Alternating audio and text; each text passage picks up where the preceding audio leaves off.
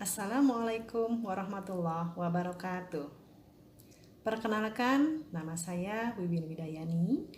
Saya salah satu dosen Prodi Sarjana Terapan Kebidanan Bandung, Poltekkes Kemenkes Bandung.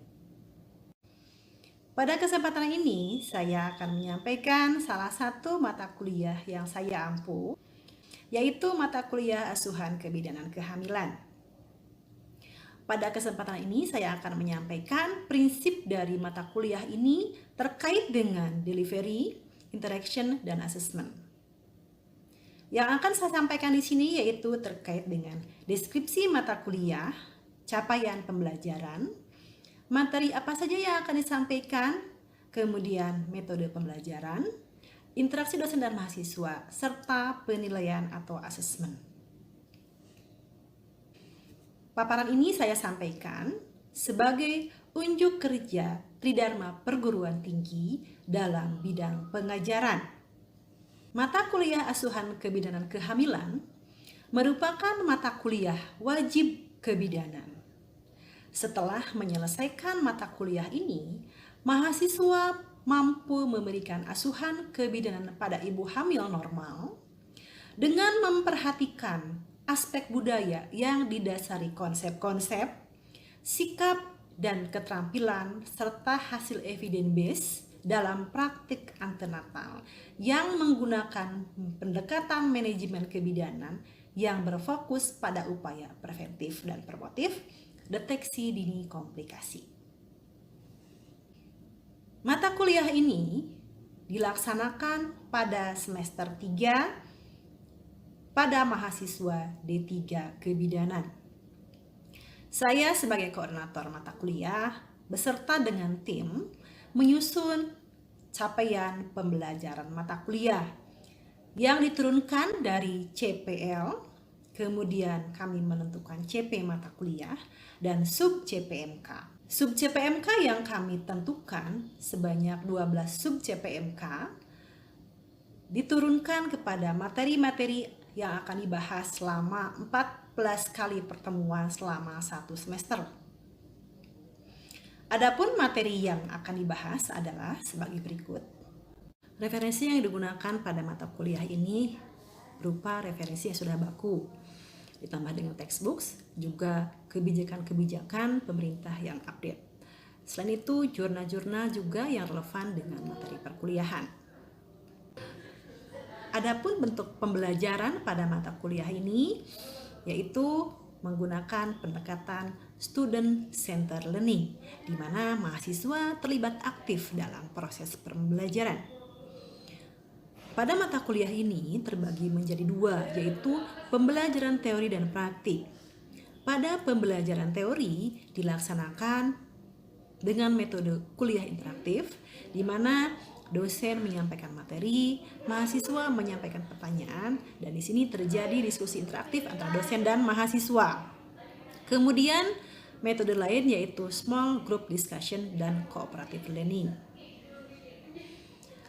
Bentuk pembelajaran praktik menggunakan kelas dan laboratorium serta di lapangan praktik.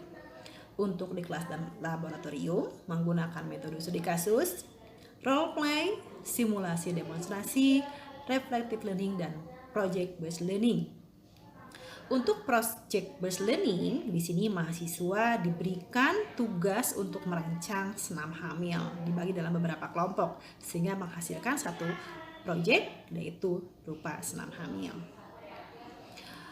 Untuk mempraktekkan apa yang sudah diperoleh di kampus, yaitu terkait dengan teori dan praktik, mahasiswa diberikan kesempatan untuk belajar praktik di lahan dengan bimbing oleh pembimbing lahan dan oleh pembimbing dari kampus.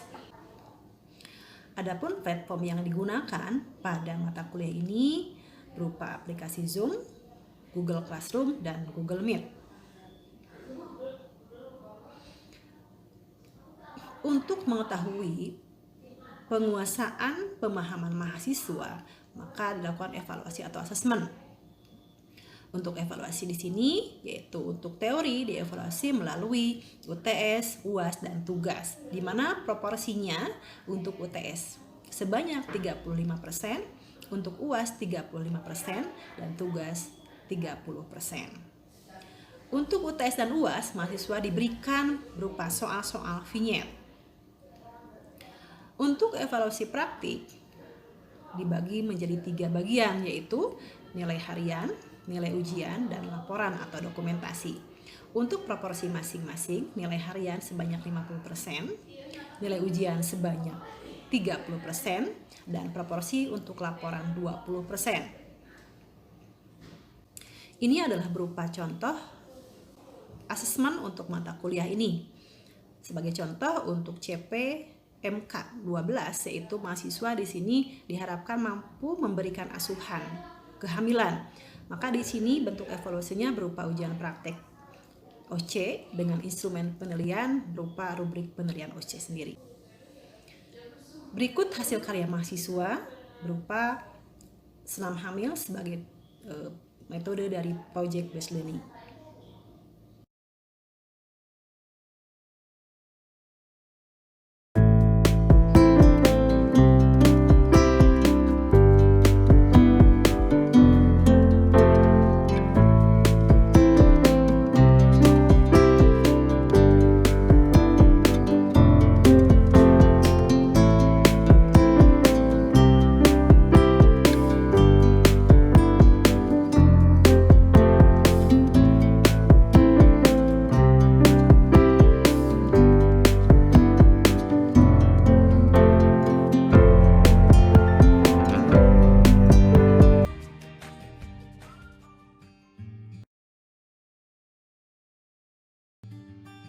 Pengertian dari senam Pilates.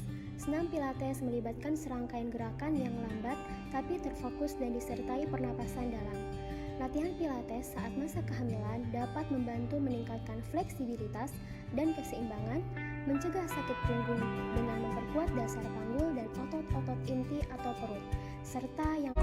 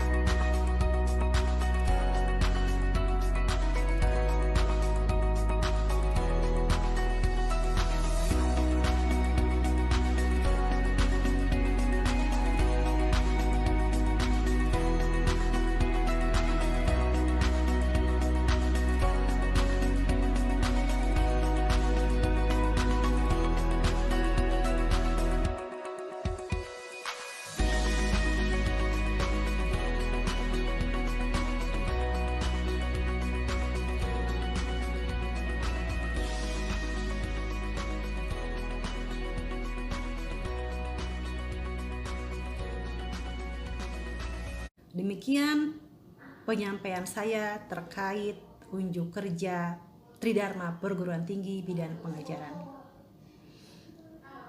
Selanjutnya, saya sampaikan proses pembelajaran real melalui Zoom pada salah satu materi perkuliahan mata kuliah asuhan kebidanan kehamilan. Selamat menyaksikan. Baik, bismillahirrahmanirrahim. Assalamualaikum warahmatullahi wabarakatuh. Waalaikumsalam warahmatullahi wabarakatuh. Baik, pada kesempatan ini Ibu ucapkan terima kasih kepada teman-teman mahasiswa semua. Sehat-sehat semuanya? Alhamdulillah sehat ya. Baik, pada pertemuan kali ini Ibu akan melanjutkan mulai dari pertemuan sebelumnya, yaitu topiknya terkait dengan kunjungan antenatal care ya. Baik, izin share. Terlihat? Sudah Ibu. Baik,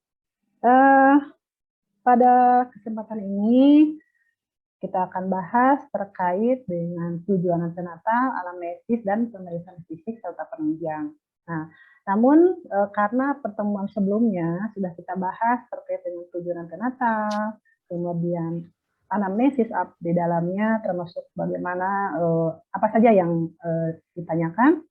Nah, saat ini yang akan kita pelajari adalah tentang pemeriksaan fisik dan penunjangnya ya. Jadi untuk tujuan anamnesis dan tujuan ANC dan anamnesis kita akan melewati karena sudah dipelajari di pertemuan sebelumnya.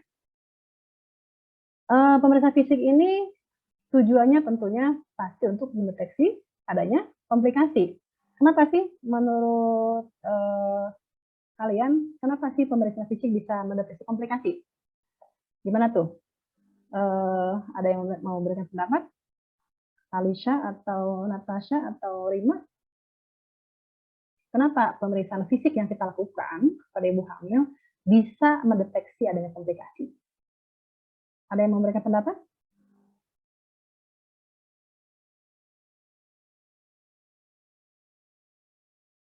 Masuk Ibu. Ya, silakan. Izin perkenalkan diri, saya Natasha Regina Putri dari kelas B. Izin mencoba berpendapat gitu, kenapa pemeriksaan fisik itu penting untuk mendeteksi komplikasi. Misalkan kita hanya bertanya kepada ibunya gitu ya Bu ya, kemudian hanya mendengar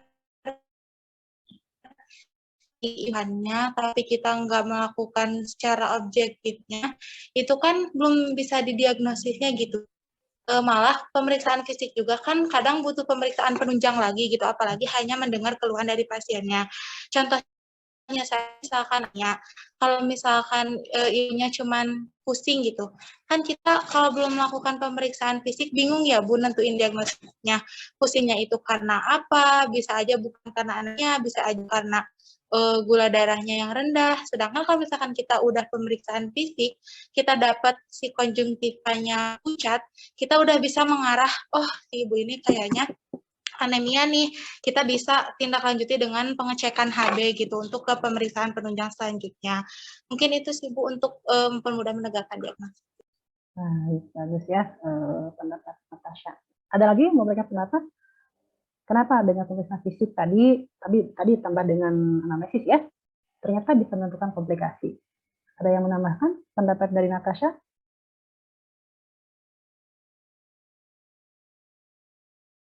Sudah jelas? Baik, kalau sudah jelas ya kita lanjut ya. Ya, betul ya tadi bahwa pemeriksaan fisik itu bisa deteksi komplikasi. Tapi katakan sama Natasha bahwa tanpa pemeriksaan fisik tidak bisa mendukung tadi anamnesis ya untuk menentukan diagnosisnya, dan itu apakah ibu itu normal atau mengalami masalah contohnya tadi anemia ya. Jadi dari situ kita bisa menentukan apakah ibu mengalami komplikasi atau tidak ya. Baik, selanjutnya pemeriksaan fisik ini juga bisa digunakan sebagai data dasar ya, data inti dari si pasien tersebut ya, dari mulai apalagi di kunjungan awal ini gitu ya, dari mulai terakhir itu kita periksa. Itu menjadi data dasar ketika kita melakukan kunjungan ulang.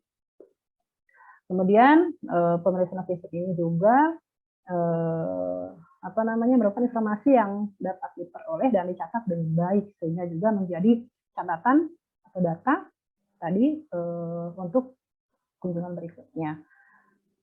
Kemudian di sini penjelasan kepada klien setidaknya harus dengan hati-hati ya, jelaskan hasil pemeriksaan yang telah dilakukan, kemudian motivasi pasien untuk bisa berkomunikasi dengan kita. Jadi tidak fokus kita ke pemeriksaan kita. Kemudian diharapkan ketika pemeriksaan tidak terlentang ya, lebih dari 10 menit. Karena bisa menimbulkan apa? Kalau pasien ibu hamil kita periksa dan dibiarkan terlentang lebih dari 10 menit bisa mengalami apa ya? Ada yang tahu? Hypotension, syndrome, masih ingat ya? Jadi ibunya mengalami hipotensi ya, keluhan-keluhan akibat hipotensi.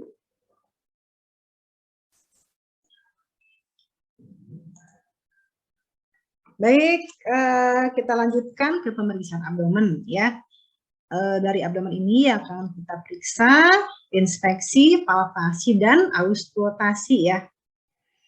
Nah, untuk inspeksi sudah jelas akan kita lihat adakah bekas luka operasi kah atau tidak ada. Ya, kemudian tanda-tanda kehamilan lainnya, misalnya apa?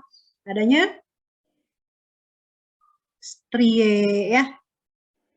Ada strie gravidarum, terutama untuk yang hamil yang kecil ya, yang fase 1. Kemudian stria gravidarum, kemudian linea ya, linea nigra ya.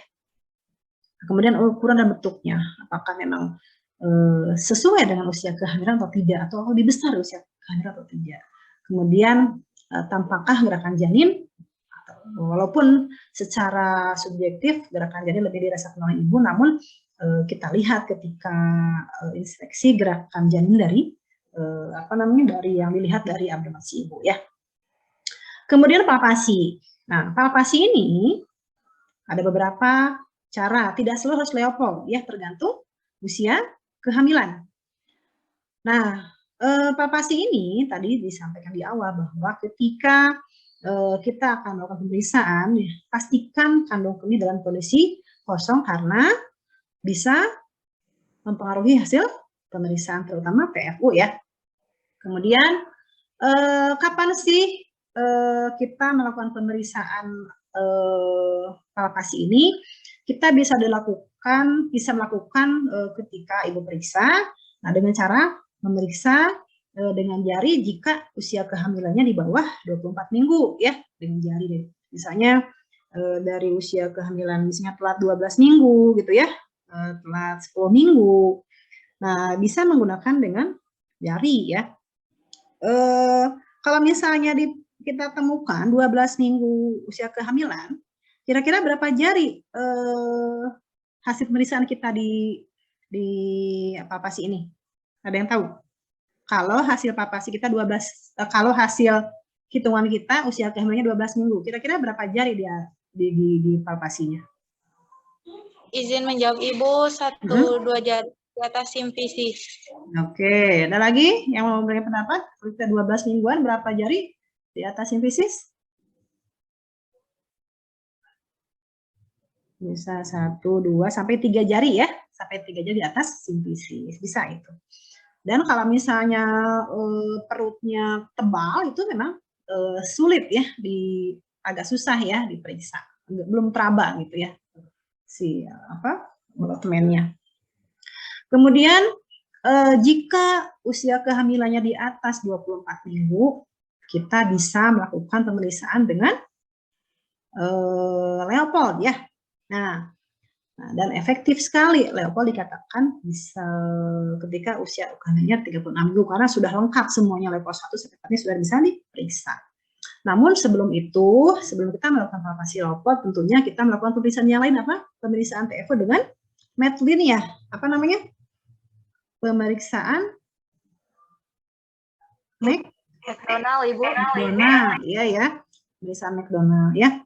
Kalian sudah tahu bagaimana cara pemeriksaan McDonald dari mulai pemeriksaan dari mulai mana? Dari mulai simfisis ke arah fundus ya. Pastikan nolnya ada di atas, pinggir atas simfisis ya. Nah, selanjutnya setelah itu kita melakukan pemeriksaan palpasi Leopold ya.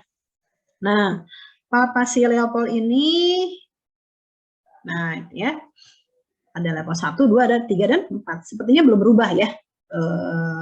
Tekniknya tetap ada 4 manuver, level 1, 2, 3, dan 4. Kita sudah sama tahu apa tujuan dari masing-masing level itu sendiri ya. Nah, kemudian pemeriksaan yang lain itu TFU ya. Tadi Ibu sampaikan bahwa untuk pemeriksaan TFU ini bisa menggunakan pemeriksaan jari ya. Nah, ini untuk di bawah 20 minggu itu bisa menggunakan jari tangan. Tadi yang disampaikan ketika 20 minggu itu berapa jari sih? Apakah 3 jari di bawah pusat ya, kalau 20 minggu ya? Apakah 16 minggu itu pertengahan simfisis pusat? Atau tadi 12 minggu itu sekitar 1 sampai 2 atau 3 jari di atas simfisis. Kemudian jika hamilnya di atas 22 minggu bisa mulai menggunakan McDonald ya, diukur TFU-nya dengan Maplin. Nah, kemudian palpasi, kemudian tadi ukur TFU, selanjutnya auskultasi. Nah, ketika auskultasi, di mana sih kita meletakkan linek?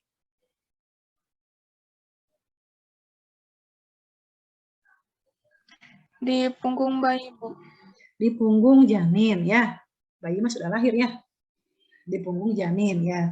Betul ya, Dek. Namun sebelum itu kita cari punktum maksimumnya ya. Apa itu punktum maksimum? Itu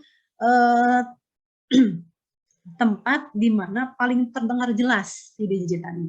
Punktum maksimum itu bisa pada saat, kan ketika pemeriksaan linek ataupun Doppler kita akan cari di mana sih tempatnya tuh yang paling jelas terdengar, itu namanya punktum maksimum.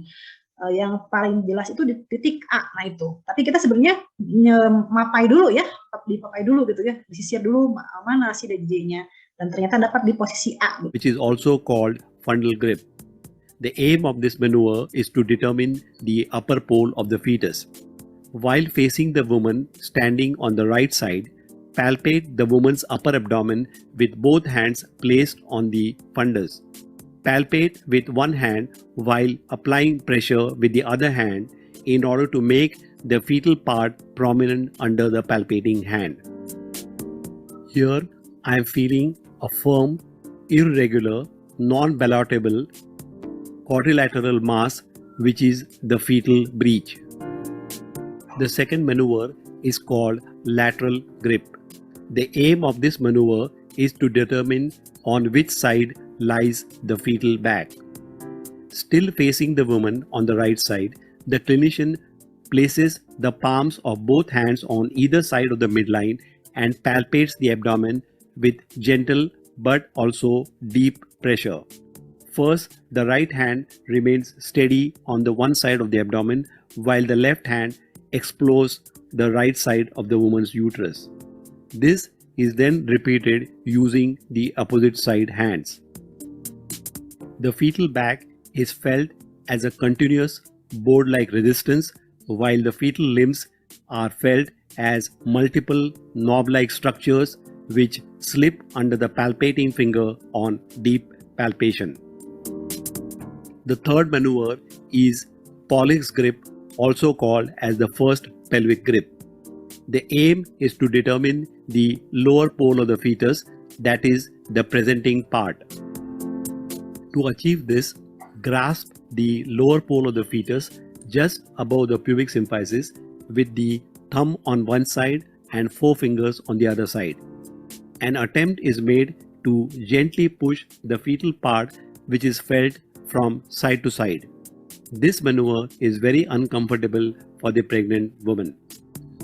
The fetal head is felt as a hard, globular, palatable or non-palatable mass. The fourth maneuver is called as deep pelvic grip or the second pelvic grip. The aim of this maneuver is to confirm the findings of Pollock's grip to know whether the presenting part is floating or engaged, and to determine the relationship of the cephalic prominence to the fetal back, and thus make out the attitude of the head, whether it is flexed or deflexed or extended. The last maneuver requires that the clinician face the woman's feet. The fingers of both outstretched hands are moved gently down the sides of the presenting part towards the pubic symphysis. The side where there is resistance to the descent of the fingers towards the pubis is called the cephalic prominence. The description of normal findings on deep pelvic grip is as follows. The findings of pollic grip are confirmed. The cephalic prominence is on the opposite side of the back, indicating that the head is well flexed and the presenting part is vertex, and by inference, the cephalic prominence which is felt is the sinciput. On the other hand, if the head is deflexed or extended, as in brow or face presentation, the findings will be the cephalic prominence is on the same side as the back, and there is a palpable groove between the cephalic prominence and the fetal back. If both the hands tend to converge below the presenting part when performing the maneuver, it indicates that the presenting part is floating, and if they diverge, it indicates that the presenting part is engaged.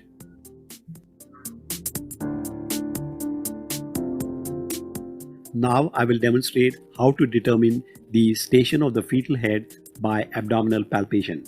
For this, place the fingers of the right hand transversely on the fetal head and measure the number of fingers from the pubic bone to the base of the baby's head.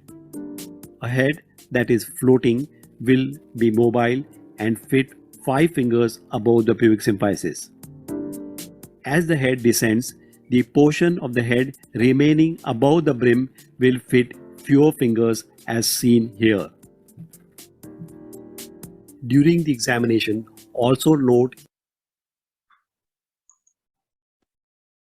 Baik, sejelas ya tadi ya bagaimana manuver Leopold sampai penerimaan ya. Tadi manuvernya dari pemeriksaan abdomen ya. Baik, ada yang mau ditanyakan terkait tadi pemeriksaan fisik ya pada Ibu Hamnya?